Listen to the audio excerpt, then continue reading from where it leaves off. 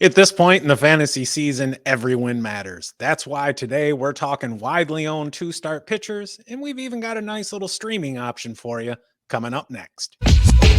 It's about that time. Stoned on Sports. How's it going, everybody? Just like that little intro said, this is Stoned on Sports Fantasy Baseball. My name is Matt. Got the awesome co-host Kyle here today, and it's What's up, Thursday. everyone?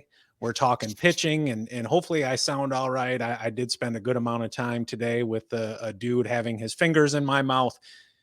Get your mind That's out rough. of the gutter. Just had to go to the dentist. Right. Kyle, how the hell are you, buddy? Doing great, man. Happy to be here as usual. And, baseball season, the Tigers, and they traded, and it's kind of, it sucks now. And love baseball, but I'm so looking forward to NFL. So, Well, the good news is you got about an hour before we have an actual game. yeah, Kind of. game. Yeah, I'll check it out. I'll throw it on. But all right, guys, we'll get her started. First two-start pitcher we got today is Robbie Ray with the San Francisco Giants. He's 68% owned on Yahoo. So a little bit higher than we normally talk about, but not bad. Did well in his first start back from injury last week versus the Dodgers. 5 innings, 1 earned, 2 walks, 8 Ks, and got the win. And then he faced Oakland on Tuesday, and things did not go well. Took the loss, 4 1/3, 7 hits, 4 earned. He gave up 3 home runs, gave three free passes, and struck out 4. He's got 12 Ks in just 9 innings. It puts his rate at 30% flat. Remember, he's just back from, was it Tommy John last year, right? Yep. So he's only got a couple starts under his belt. But his swinging strike rate looks good so far. It's 5% better than league average. Walk rate, though, is too high. It's over 12%. Ray's had some problems in the years past with allowing walks and too many home runs. It's just kind of difficult to gauge where he is exactly with his command and control so far, just through 2 starts. But he's not helping himself so far with an atrocious ground ball rate of 33%. And he's never been great at it, but right now he's 7% worse than his career mark. One encouraging stat that is good is his fastball velocity is averaging 94.6 miles an hour. That is higher than his career average. And typically you see velocities increase in pitchers coming off Tommy John surgery, so it's not that abnormal. In a small sample, he has kept the hard contact in a great place. Average exit velocity, hard hit rate, both very good. His whiff rate is good as well, 37.5%. If he was a qualified pitcher, it'd be top 5% in the league. Chase rate, though, is also above average, just barely, though, at 29%. Ray survives usually by not allowing much contact. His overall contact rates are far below the MLB average by over 11%. Let's talk about the matchups there on the screen. So at the Nationals, last 15 days, they've actually been pretty good. 10th in runs, 10th in RBIs, 19th in OPS. They will draw a walk, but they've only hit 7 home runs in the last 2 weeks. I think that's going to be a good thing for Robbie Ray. Versus Detroit, our Tigers, they haven't been so great. Bottom 10 in runs and RBIs and OPS. So I like the way Robbie Ray's throwing so far. There's going to be bumps in the road as he makes his way back from Tommy John surgery. He's not 100% yet, really. 100% comfortable on the mound is, I guess, what I'm saying. But I think he's a great option next week for some possible extra points and head-to-head matchup. I agree, too. Mute my phone. Oops, my bad. Forgot. Sorry, guys. Go ahead, Matt. You going to do a lead in, or am I just starting up on my own? Just starting up on your own now. This Mets pitcher was hit pretty hard in his last start this week, but he has 2 matchups next week where I think he can rebound. Matt, tell us more about Luis Severino. Damn, look at that. Look at the passion on that man's face right there. It is. That's on the thumbnail, fired too. Up. So he has 2 starts at Colorado and at Seattle. And despite the White Sox losing 17 games in a row, the Rockies are the ones with the worst offense in baseball over the past week. They're last in runs, average, on-base percentage, and OPS. 3rd fewest home runs and walks, and the 7th most strikeouts. Generally, I don't like to run guys out there in Colorado, but considering just how terrible their offense has been, I'll make an exception. Seattle, they've been roughly a bottom third team in most offensive categories with a little bit of pop, but we know how much they strike out. And when it comes to Severino, like, look, dude has surpassed my expectations this season. And I would say pretty much everybody else's as well. He's 7-3 with an ERA a little over 3.5. His FIP and XFIP are about 3/4 of a run higher, though. He's got a 120 whip, struck out 94, walked 42. He's given up 12 home runs and 120 and 2/3 innings pitched. It's kind of a mouthful there. He's clearly not the strikeout pitcher he was earlier in his career. I would imagine the days of 220 strikeouts are likely gone with him. He's got an 18.7% strikeout rate, and he's striking out just 7 batters per 9. Both of those are career lows. His swinging strike rate is under 8.5%, and his whiff rate is an equally shitty 20.5%. He is still able to fool some batters, though. His 28.5% chase rate is a little bit better than average. The walks they're higher than what we're used to seeing from him as well. His 8.3% walk rate is the highest we've seen since his rookie year, but that's not bad by any stretch. And he's walking a little over 3 per 9. So if he's no longer a strikeout pitcher, that means he's pitching to contact. Absolutely. His contact rate is almost 83%, and he's over 88% in the zone. It's not necessarily bad news, though. Despite all that contact, he's keeping the ball in the yard as well as he has at any point in his career, averaging less than 1 home run per 9 innings. You know what else helps to keep the ball in the yard? Getting ground balls. And he does that very, very well. His ground ball rate is just a hair under 49%. He does allow more fly balls than most, but he's maintained a home run to fly ball rate under 10%, which is nice. And he's done really well at cutting down on the line drives. His line drive rate is down almost 10 points to a little over 17%, which places him in the top 15 among qualified pitchers. Regardless of where the ball is getting hit, and this is the best part, it's not getting hit hard. He's got an exit velocity of 86.8 miles an hour. That's in the top 12%. He's got a 5.3% barrel rate and a 36 flat hard hit rate. Both of those rank in the top 25% of the league. So now maybe you can see why I have no problem running him out there in Colorado. And I haven't even mentioned the Mets offense, which continues to be among the best in the game.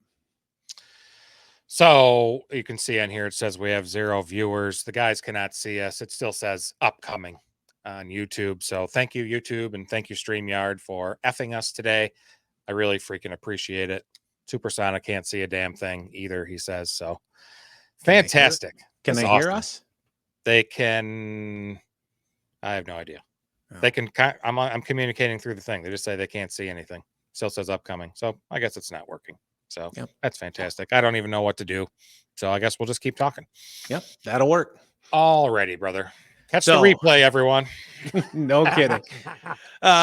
So it's about damn time that Kyle gets to talk about a Guardian because, quite frankly, I'm tired of talking about them. Gavin Williams has a couple potentially tough starts next week. Is it worth running him out there? I still think it is. Last start was Tuesday versus the Tiger. Looked fantastic. Picked up the win. Went 5 innings, no earned, 2 hits, 1 walk, and 8 strikeouts. And I think this outing marks a significant rebound for him. He's now held opponents to 3 runs or fewer in each of his last 5 outings. I think the performance that you saw against the Tigers on Tuesday should bolster his fantasy standing for sure. On the year, he's had 6 starts. He's 1-3, 29 innings pitched. His ERA is under 4. FIP is about a run less, so he's been a bit unlucky, especially with a high BABIP of 329. Strikeout rate is above average. He's at 24.4, and he's up 1% year over year. I would like to see some more swinging strikes from him as he's under the league average. So we'll see. Walk rate, 8.7, right about league average. The velocity on his 4-seam is impressive, 96.6. That puts him in the top 10% of major league pitchers, and it's up a mile an hour year over year. He has the same pitch arsenal as last year, but he did add a cutter. So he's got a four-seamer, curve, slider, changeup, added that cutter. He only throws it very few, 5% of the time, but it's been very, very effective as a put-away pitch versus right-handed hitters. He's been getting hit pretty hard. Average exit velocity, hard hit rate are both in the bottom 10%, and his barrel rate is under the league average too. Matchups here, Arizona, last 15. So they've been good, right? Third in OPS, fourth in runs and RBIs, top 5 best in strikeouts and mid-pack and walks. I still like Gavin's strikeout ability against them in a home matchup. Then he goes on the road to Minnesota. They have been not as good as they have been, all year. In the last couple of weeks, they're 20th in runs and RBIs, 18th in OPS. They will draw a walk, but they also have struck out a bunch as a team, which should also be good for Gavin Williams. And what you need to see here is, consistency is going to be the key for him. He's got to get it back. He's a great pitcher. He's shown that in the past. And I still like him against Arizona. I have no problem rolling him out there. Nice. All right. Everything's fixed. They can see. Yep, it appears fantastic. So. Good stuff. Glad everyone's here to join us. Thanks for technology failing us once again. Matt's up next year. I'll lead him in. This Rays pitcher has recently returned from Tommy John surgery and is finding his footing back on the mound. Matt, what can Jeffrey Springs give fantasy managers next week? Well, that is the $65,000 question, right? Over the past couple of weeks, there's been several of you that asked about him. So we figured, you know what, now is as good a time as any to take a look at what he's got going on. He's got starts at St. Louis and at home against Baltimore. The Cardinals have been a mid-pack offense the past couple of weeks, not striking out too much or not walking too much either. The Orioles have been pretty damn good, but they just lost a key piece in Jordan Westberg, and that one kind of hits home for me. So if we go back to the start of last season, the 2023 season, Springs looked amazing. He was somebody people were really high on, and then he tore his UCL in his third start, and we haven't seen him in a big since then. He did make 12 rehab starts before making his season debut Tuesday. In that start, he allowed 6 hits, 2 earned runs, struck out 3, walked 1 in just 3 2/3. He did go 76 pitches, though, and just depending on how he's doing, we can likely expect roughly that going forward, maybe 10 to 12 more. Maybe he gets up to 90 pitches. But to get any idea of what this dude is like, we got to go all the way back to 2022, which was his only season where he was primarily a starter. He had an ERA under 2.5, a 107 whip. He struck out more than a batter per inning and walked just over 2 per 9. Didn't get those strikeouts with velocity. He's never really thrown hard, and quite frankly, he still doesn't.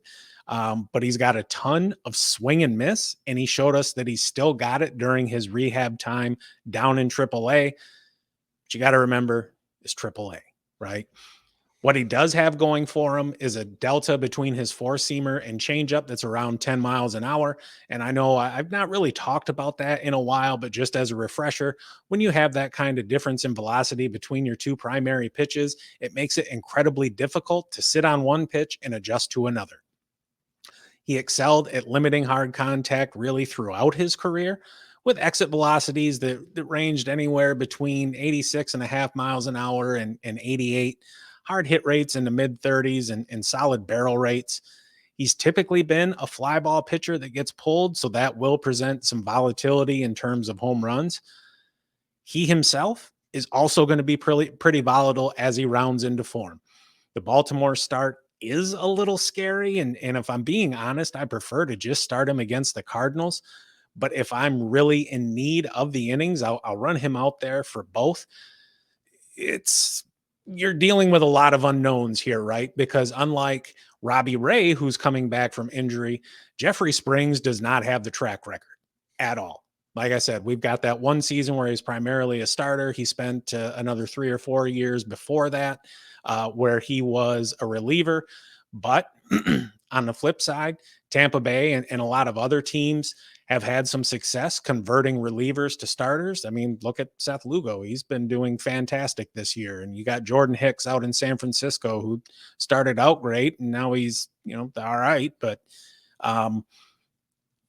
he is a high risk, high reward play next week. But like I said, if you're in need of the innings, have at it. Absolutely. Good stuff there.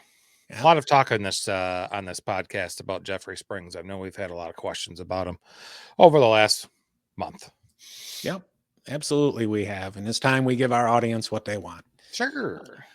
So we've spent a lot of time this season talking about Nationals pitchers and the growth that we've seen from their rotation, and Mackenzie Gore is no exception.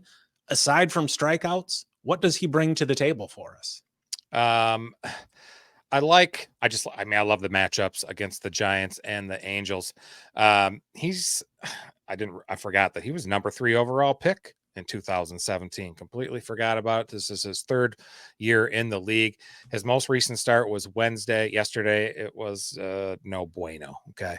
Took the loss, 5 1/3, gave up 8 hits, 3 earned, 1 walk, and only 1 strikeout, which is not what you usually see with him. That's just his 2nd start this season with 1 K, and he's now allowed 3 earned or more in 5 straight outings. But like I said, I like the matchups versus the Giants and the Angels. Both starts come at home. Nationals Park, if you look at park factors there on StatCast, on a 3-year average, it's a hitter's park. However, if you look at just this season, it's kind of morphed into a pitcher's park. It's in the bottom 5 in park factor score on the year. So versus the Giants, they've been decent. Mid-pack and runs, home runs, RBIs as well. 10th in OPS. They will walk, but they have struck out 116 times, the 6th most, and I really love that versus Mackenzie Gore. The Angels, 18th in runs, 17th in RBIs, bottom 10 in hits. They're bottom 4 in home runs, mid-packs and walks, but they have kept the strikeouts to a minimum. On the season, he is number 43 starting pitcher. He started out pretty hot early season. Through June 1st, he was pitcher number 27. Since then, pitcher number 80. He started 22 games this year. He's got a losing record. He's 6-8, 111 innings. ERA is over 4. WHIP is high to 1.5. And you might not see many wins from him, with the team context, but I still think he'll be able to provide some points. Last year, he had a losing record and still was top 60 fantasy pitcher. His strikeout rate's what you love him for in this matchup, 25.6%. He's in the top quarter of the league, which, again, will be pretty advantageous, at least versus the Giants. Plus, his swinging strike rate's almost 13%. It's the 14th best rate among all pitchers with at least 100 innings pitched. Walk rate, it's below average. It's not horrible at just over 9, but he is in the bottom third of pitchers this year. But I will say, since he's been in the league, this is the 3rd year that he has improved it year over year. So as long as you're making improvements, man, I love seeing that. Fastball velocity helps with those strikeout. He's over 96 miles an hour. That puts him in the 85th percentile. And I'll piggyback on that by talking about his extension. We've talked about it before. That measures exactly how much a pitcher's release point is to home plate. And Gore is elite in that regard. He's in the 92nd percentile, and he's not super tall. I think he's only 6'2", but he must have a pretty good wingspan. A pitcher with a long extension like that, they can make their pitches look faster to the hitter. It's what they call perceived velocity, and it's a nice advantage to have. He's done a great job on the year of keeping the ball in the park. Home runs per 9 is much improved. Last year, he was 1.7 home runs per 9. He's got that under 1 now. So he's allowed just a total of 9 on the year. For not allowing many homers, his ground ball rate is not good at all. His fly ball rate is above average, yes, but what's really killing him this season is the line drives. Way too many allowed. He was bad in 2022. He improved on it last year, but now he's over 31%. And the line drives, once you see that, you want to look at their BABIP, and it is way, way above league average, almost 80 points above at 363. And, line drives are the most likely batted ball to fall for a hit. They're in the air for just a short amount of time. Therefore, there's less time for defenders to catch it. He sucks at getting batters to chase. However, does excel at getting whiffs. His rate is in the top 20% of pitchers and has two pitches, his curve and his slider, with a whiff rate over 35%. And his changeup just destroys right-handed batters with a whiff rate over 51%. That's a wowza there. Yeah, he struggled a bit, but start him with confidence next week against those two teams, the Giants and the Angels. All right, we got a question in the chat. 2K is back. Shit. Whoops. What's up, fam? He just added Tyler Phillips instead of River Ryan. Is it a good move? I think so. I do. Yeah. Been damn Philadelphia, impressive. right? Yes. Yeah. I was reading about him, and I actually picked him up in a league yesterday. So I like him. Yeah, and then Grant Holmes, and look, I'm always going to have a sore spot for any dude that runs out there to the mound looking like Kenny Powers. I know Detroit had like 4 of them in their bullpen. If Grant Holmes continues to pitch well like he has, I think they're going to have a hard time moving him out of the rotation simply because Atlanta has dealt with so much this year, and the injuries there, and just it's almost been like just this parade of dudes who come up for a start or two and look halfway decent. Now Schwellenbach has stuck around, obviously, but yeah. I think if Grant Holmes continues to pitch well, that he'll stick. Excellent. All right, on to our next guy here. This Oakland A's pitcher struggled in his first 16 starts, really, but he's been much better over the last month and has 2 nice matchups next week. Matt, tell us more about JP Sears. That dude looks constipated. A little bit. You always find the most interesting pitchers. Pitchers. Picture. Fuck it. Anyways, JP Sears. He has starts at home against the White Sox and then at Toronto. The White Sox have been hot garbage. You don't lose 17 games in a row by accident. They're just shit. And they offloaded some of their better pieces at the deadline, so don't expect things to improve anytime soon. The Blue Jays have been a slightly better than average offense. They're striking out quite a bit and not walking much. And Sears, you hit the nail on the head. He's had an up and down season. He's got 9 games allowing 4 or more earned runs, and he has 9 games allowing 1 or 0 earned runs. And right now we are in an up period for sure. Since June 28th, he is the number 10 overall starting pitcher. Surprised by that? Shit, me too. In that span, he's 4-1 with a 3.31 ERA, backed up by a FIP and xFIP in the same neighborhood. He's striking out over a batter per inning with just 5 total walks and 35 1/3 innings pitched. On the flip side, his season-long numbers don't look as impressive. Right. He's 8-8 with an ERA a little over 4.5. FIP and xFIP, again, around that same area, a 125 whip, 92 strikeouts, 33 walks. He's had 17 dongs dropped on him and 119 1/3 innings pitched. And right off the bat, I am not a fan of that home run number. He's allowing too many, but you look a little bit deeper and he's only allowed 6 at home. Overall, dude doesn't get a ton of strikeouts. Right now, his rate is just 18%, and he's under 7 strikeouts per 9. His swinging strike rate isn't terrible at 10 flat, but it is down over a point from last season. And his whiff rate is pretty bad, though at just 22.3%. That said, he does have 8 games with 6 or more strikeouts, including 4 of his last 6 games. And he does have a bit of deception. His 27.7% chase rate isn't too bad. Walks, different story. 6.5% walk rate is in the top 25% of the league. He's walking just over 2.5 per 9. One caveat to that, though, is for the second year in a row, this dude is leading the league in hit batters, which is just funny to me. He does give up quite a bit of contact, almost 80% of the time, but his zone contact isn't bad at 85%. Oakland doesn't have the greatest defense around, but he does have a very small home field advantage in that the Coliseum does have a ton of foul ground. Quality of contact isn't great. He's got an EV pushing 90, a barrel rate at 10 flat, and a hard hit rate over 41%.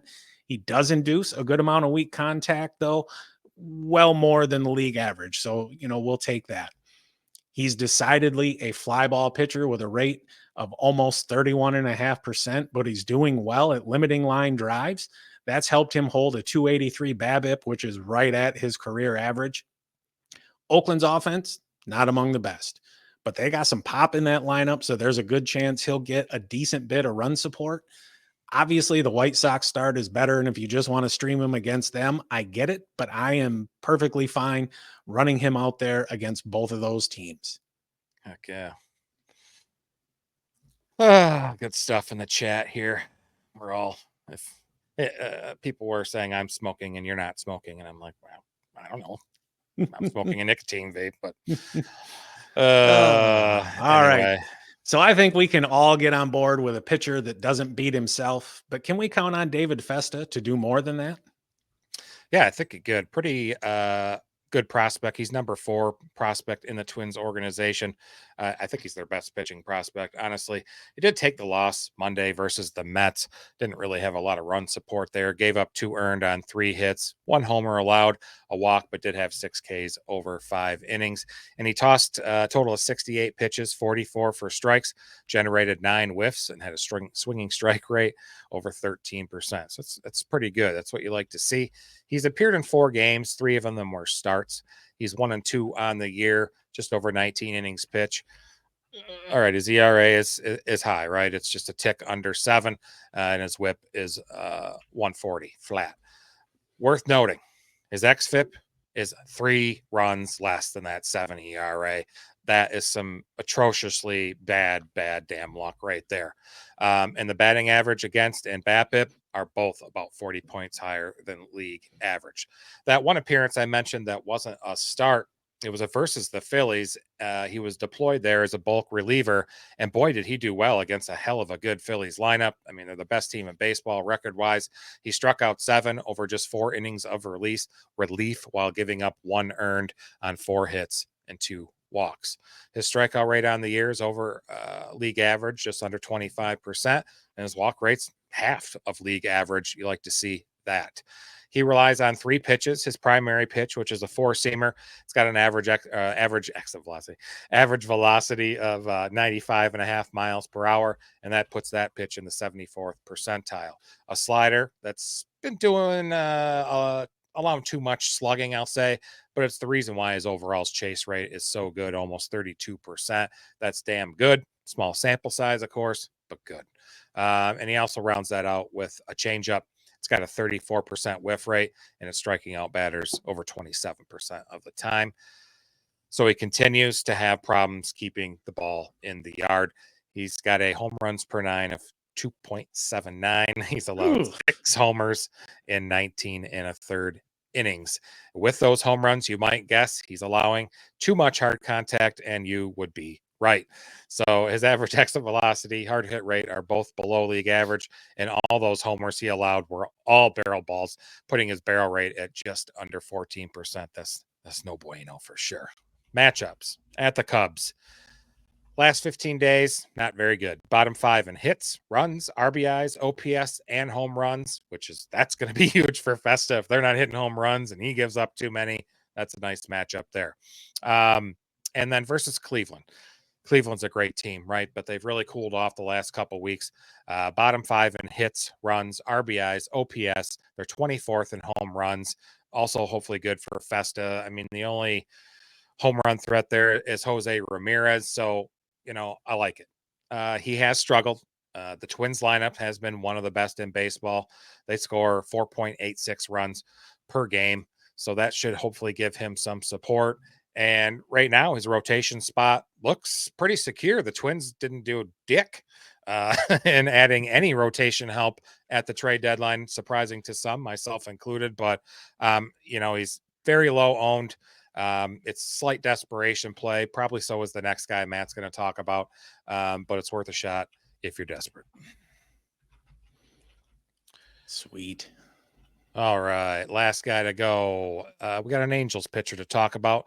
He's gotten another chance at the big league level and has a nice streaming option next week versus the Nationals. Matt, what can Davis Daniel do next week? So generally, as a rule, I do not trust people with two first names, right? Sure. Joe Ryan or whatever. Now, granted, he's on my team, but I've never really encountered somebody who has a last name for a first name and a first name for a last name. So Right. we'll give it a shot. He is a streaming option. Dude does have 2 starts, but I am not going to trust him in a start at Yankee Stadium, but I am good with the start at Washington. The Nats have been scoring some runs, but there's no power output. As a matter of fact, they have just 7 home runs in the last 2 weeks, worst in baseball. And we've discussed several times how they excel at putting the ball in play. We're working with a very small sample here, but there's quite a bit to like. In 4 games started, he's 1-2 with a 4.91 ERA. Both his FIP and xFIP are about a run lower. He's got a 118 whip, 19 strikeouts, just 2 walks, 3 home runs allowed in 22 innings pitched. First off, this dude does not walk anybody. 2 in 22 innings is outstanding. That gives him just a 2.2% walk rate and a walks per 9 under 1. And that was a lot of 2s in there. His strikeouts are roughly average. He's striking out a hair over 21% of batters, just under 8 per 9. There's not a lot of swing and miss with him, though. He's got just a 9.6% swinging strike rate and a 19% whiff rate. Neither of those are good. But he's got an amazing 35% chase rate. So he is definitely fooling some batters, and he's getting a good amount of called strikes as well. It also helps that he's throwing first pitch strikes damn near 74.5% of the time, which is outstanding. And he throws strikes overall at a 71% clip. Dude works in the zone over 57% of the time, and he gives up quite a bit of contact. His overall contact rate is over 81.5%, and he's at 86.5 in the zone. The Angels aren't the worst defensive team around, but they do have very limited range. Quality of contact looks great so far, but again, we're dealing with a very small sample. He's got an EV a little over 85 miles an hour, a barrel rate under 7.5%, and a hard hit rate of 36.8. And his weak contact, holy shit, like this is the biggest number we've seen all season. Yep. 10.3%. Taking a peek at his batted ball profile, we can see that he is a decidedly fly ball pitcher with a rate of 28%, which is about 4 points above league average, at the expense of his ground ball rate, which sits about 6 points below league average. Now, this dude does not have the highest upside in the world, but he has shown in half his starts that he can give you about a strikeout per inning. And we know he's not going to beat himself with the free passes. We do need to keep our expectations a little bit in line with reality, though. The Angels are not a good team. And Washington just traded away one of the best pieces of their lineup in Lane Thomas. But at the same time, when you get kind of 2 crappy teams going together like that, chances are the team that doesn't make mistakes and doesn't beat themselves is going to come out on top. And I have some confidence in Davis Daniel that he should be able to do just that. Heck yeah. Good stuff. Take that off there. We got a couple questions in the chat. Hopefully there's no wrong answer. What's a good sample size? Pitchers and hitters. Oh, shit. Well, at the minimum, I would say at least 100 plate appearances for hitters, but I'd almost like 500, really. Really, it takes about 6 weeks to 2 months for a lot of these numbers to start to stabilize. But, we're getting to the time of year where, rosters are depleted. We're starting to see rookies come up. And especially once we get to September and we see the September call-ups come up, there's going to be a bit of a crapshoot, right? And a lot of times these guys just coming up are going to have an advantage because the league has no book on them, right? You've got teams going against pitchers they've never seen. Sure. You've got pitchers going up against hitters that they've never seen. And a lot of times, when you're talking about rookie bats, pitchers are going to do one of 2 things. They're either going to see, all right, can you handle big league gas? or can you handle big league breaking pitches? Yeah, sure. James Coffey's in there, wants to know about moving Crochet due to, maybe diminished innings pitched the last couple months of the season. I'm personally just going to keep holding on to him, but Yeah, I mean, at this point, you're almost pot committed, right? The White Sox have come out and said, they're not gonna dial him back too much, and really, right, you've got these two schools of thought, right? Because if you think back, however the hell long it was, back to Steven Strasburg, when he come up, he got babied. Guess what? He still got hurt. So there really is no magic formula. Personally, I am concerned seeing such a large jump in his innings year over year. And uh, right there before the trade deadline, I think you saw the same concern from Crochet himself saying, all right, if I get traded and pitch in the playoffs, I want an extension. right. Yeah. Yeah. So, I mean, if you can get a decent return for him, have at it.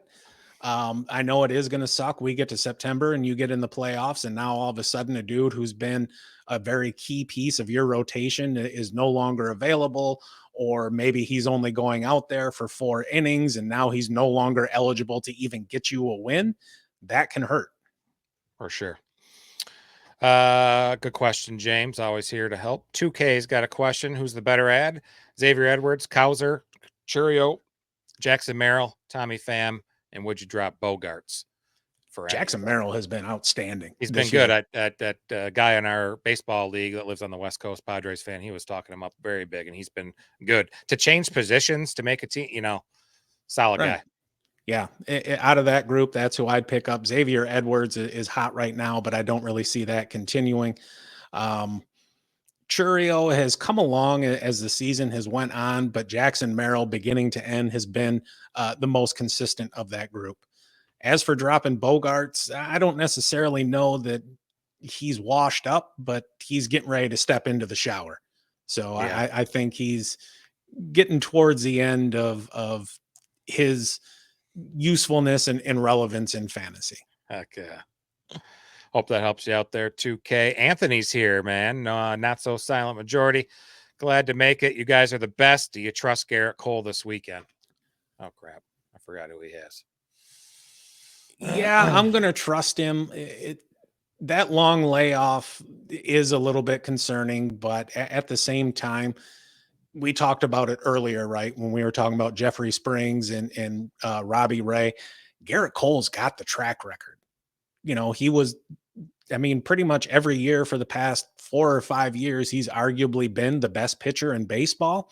And that makes me lean towards, all right, I'm going to give him the benefit of the doubt, even though, there's been a few question marks about him here lately. Sure. Absolutely. Good question. Heck yeah. Thanks for making it, Anthony. Yeah, absolutely. Heck yeah. All right. If there's nothing else in the chat, we're going to get out of here. It's been a long day for me. I know that. But if you like what you see, please consider giving us that like and subscribe. We will be back on Sunday on our YouTube channel for football, Stone Down Sports Fantasy Football. We will have our preview. What did I say? I screwed something up wrong. I don't know. It just sounded fun. We're going to be back on our YouTube channel. This Sunday, August 4th at 7 p.m. Eastern. It'll be our running back fantasy preview. Make sure you check out the channel, subscribe so you don't miss that. Otherwise, we're going to get out of here. Have a great day. Have a great weekend, everybody. Stay stoned. See you, folks. We appreciate you.